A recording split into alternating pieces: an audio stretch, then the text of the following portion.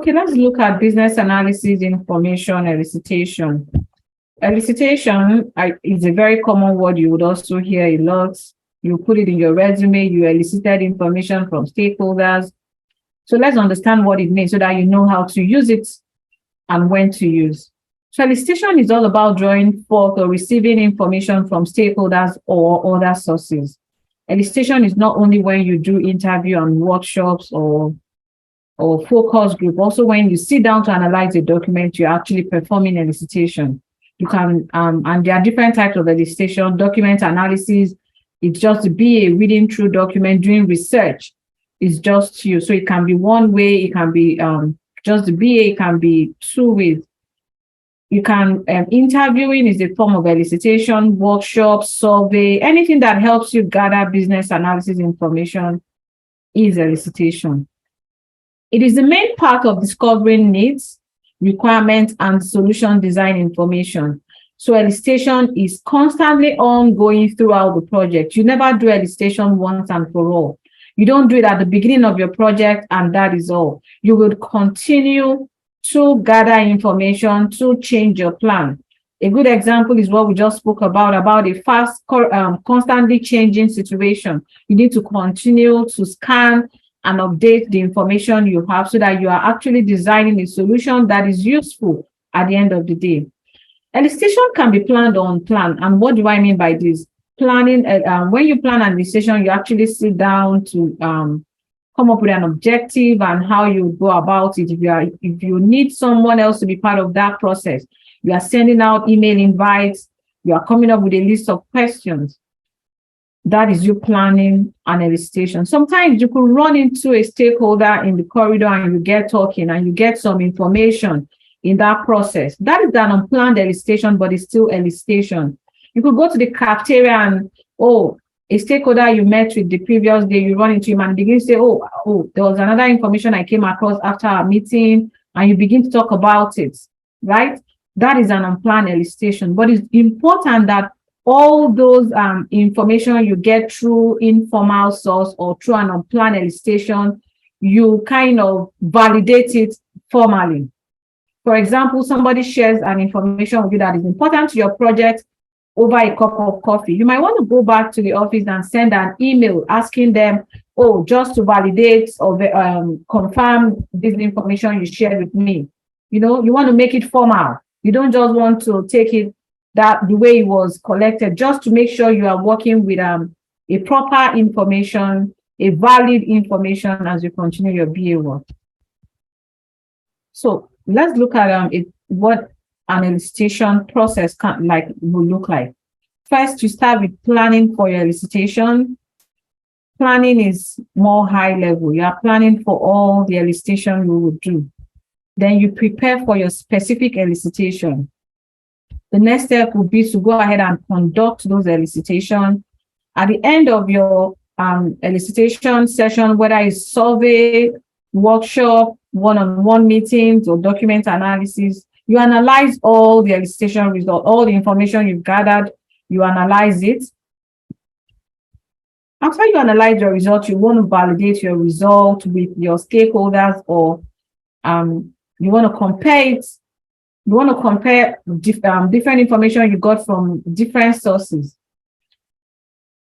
When you validate your information and you are sure the information you collected is correct and accurate and up to date, is not outdated, you then use it for more further business analysis work.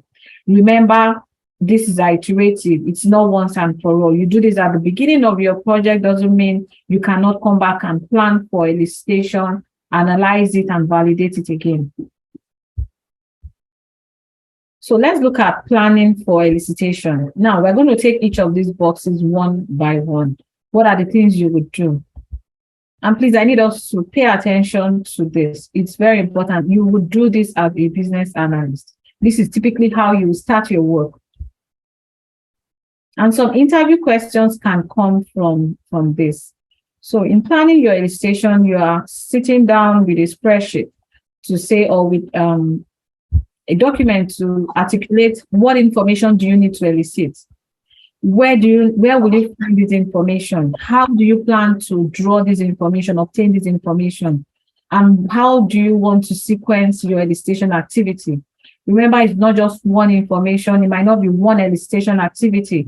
So what is the sequence? How do you want to plan it? So this is all what you do at the planning phase of when you are planning for elicitation. And what are the typical sources of information? Does they ask this question? It was similar to what he asked earlier. So how do you start? So there are places you can go, and also now will ask the same question. There are places you can go look for information. Your stakeholders are your starting points. They would help you, point you to where to go to. If there are other documented references in the organization, policies, processes, reports. And when you call it documented references, that means they are valid information you can actually use. Of course, you want to make sure that they are not outdated, they are very current information. You want to review the organizational process assets. You want to look at the policies, the processes. Do you have regulators? The BA work you are doing, is it governed by a regulator? Are there reports? Are there guidelines? Are there compliance guidelines from those regulators you want to know and understand? Is there an industry trade organization that exists? What are their policies? What are their ways of working? How do they impact the business analysis work you are doing? So those are just ideas. Then here are a list of elicitation techniques you might want to consider: benchmarking and market analysis. In benchmarking, you are looking at what others are doing out there, what are competitors doing, what is the industry trend standard, and you are comparing that to what the organization is doing. Brainstorming, business rules analysis, focus group, workshop, document analysis, interviews, reviews and walkthrough observation. You're observing what people are doing. You're observing how a process works. Reviewing stakeholder lists, maps, and personas. Analyzing and modeling a process is also part of elicitation. I use this a whole lot. When I start a new project and I'm meeting stakeholders for the first time, I try to understand the process around the business analysis work I'm doing. It tells me it's a good starting point, and it opens up more. It tells me so much about that business analysis work. So you might also want to use surveys and questionnaires, prototypes, interface analysis, lessons learned from prior projects, data modeling, concept modeling, collaborative games, mind mapping, data mining, risk analysis and management. If there is a risk register from prior project, you want to review it. What were the risks, what were issues, and how did they manage it in the last project? So a sample elicitation plan can look like this. And you are looking at what information are you trying to collect? Who would give you that information? What method? How do you want to collect that information? And what is the sequence? Is that the first activity you want to do, or you want to you want to collect another information before? So you list out all the information you want to collect and the sequence. So this is a sample elicitation plan. So the dates you want to conduct your elicitation, it can just be the date you're working with. The session description. So what is the title of that elicitation? What are you looking at? Who are the stakeholders that are involved? You might want to put the department or the name of the stakeholder. What are the topics you want to cover? In what format do you want to conduct that elicitation? So this is Microsoft Teams meeting. And who are the attendees? You might want to list out the names of people you want to attend. When is it scheduled for? Has it been done? Did you have follow-up questions after that meeting? Or do you have other notes, other things you might want to note? So you can have this. Remember, elicitation is ongoing, and this is just a plan to guide you. You can come here, do all your planning on a spreadsheet, and then you go to Outlook to book all your meetings based on what you agree with your stakeholders. Typically, you would agree your meeting time after you do your stakeholder onboarding, which we looked at the last time we met. So do your planning here for your overall project, and then you can go to Outlook or whatever communication platform the organization uses to book your meetings out, and then have conduct your meetings, come back, summarize your meeting notes, and all of that here. This is just a template to guide you. So this is this elicitation is happening during the needs and impact assessment. You can have other sections of your other phases of your project. For example, when you want to begin to document your current process, you can repeat the same planning. When you want to validate your detailed requirement, you can come back and plan how you want to do that. If you have data migration requirements, archiving requirements, whatever form of activity you want to do that you need to elicit information for, you can plan it out here. This helps you, keeps you organized, and it's also good for if a new BA is coming on board, or you are handing over work and you are moving to another project. You have everything you've been doing all documented, and it's very easy to hand over work. Or even if you fall sick, for example, as a BA, and you are not available for a period of time, there is a document available for them to rely upon. I hope these templates make sense. I know what we had in the PowerPoint slide was just a 4-column, but this gives you, and this is how you're also getting this template so that you can use it in your actual work. Okay, this is business analysis work plan. The first one was business analysis, because I know there was a first Excel sheet, the one that had a lot of items. Okay. That same one is also a BA plan or something. So this is titled business analysis work plan. But now look at all these tabs here. There are different tabs here, and you are getting all of them. Because I don't want to give you many Excel spreadsheets. The first one we looked at was your task and your activity, the work you would do. This is it here. This one is how you are going to elicit all the information that would help you do your work. Do you understand? There are two different things. So this is your plan for elicitation, and this is all the task and activity you will do.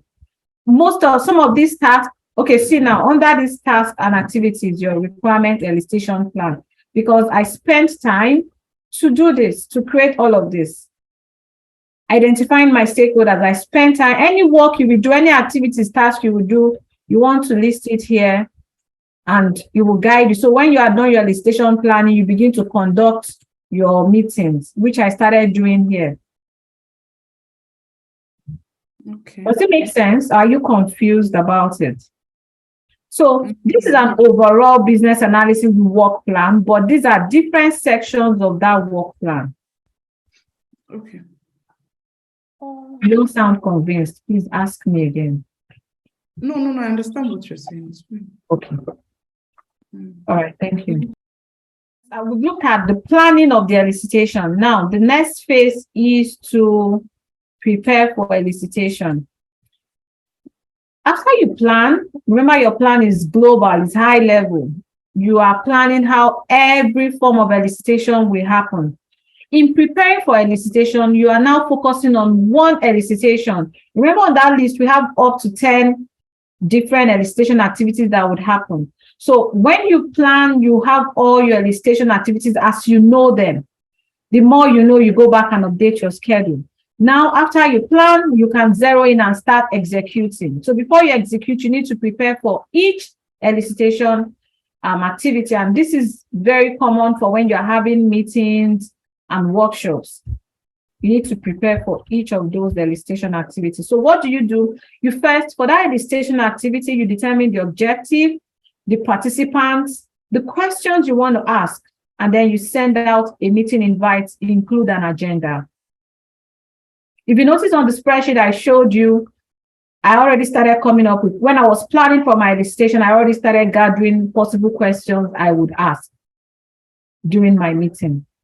So determine the objective. What do you plan to achieve with the stakeholder in that meeting? You don't want to waste their time. Who are the stakeholders you need to be able to achieve your objective? What are the questions you need to ask them? Now, you don't need to know all of the questions, but you cannot go into that meeting blind. You can start with some questions, and when as they continue, when they respond to your question, you would have follow-up questions. And it's okay if there is a question that didn't occur to you until after the meeting. That is why you have opportunity for follow-up clarification and all of that. So when you have all your agenda, when you have your agenda item, you send out a meeting invite with an agenda. Do not send out a blanket meeting invite. It doesn't show organization or professionalism on your part. People don't like, if you notice, especially in this part of the world, nobody wants their time wasted. If you are calling me for a meeting, why are you calling me for a meeting? I want to know why. And also providing them an agenda helps them prepare. If there are information they would need in that meeting, they can prepare and gather it on time so that when you come, you actually get what you want, and nobody's wasting anybody's time, really. So it's for effectiveness in your work. Now, a sample meeting agenda would look like this. So what is your objective? You put that, who are the participants, you identify them, and what are the questions you want to ask them. So in sending out your meeting invite, you put in your subjects, in the body, hello, the participants, you put their names in the email, the section of your email. Oh, the objective of this meeting is A, B, C, and these are the things we hope to cover in this meeting. So your stakeholders see that they are preparing for you, you're also preparing for them, and at the end of the day, all the teams come prepared and you meet your objective. Some of these things that I'm saying, I know we are familiar with it in our prior work experience, but maybe it wasn't this organized. Sometimes we might not take time to really sit down and plan for meetings before we attend them. And that's what makes you different as a business analysis practitioner. You plan your work before you do it.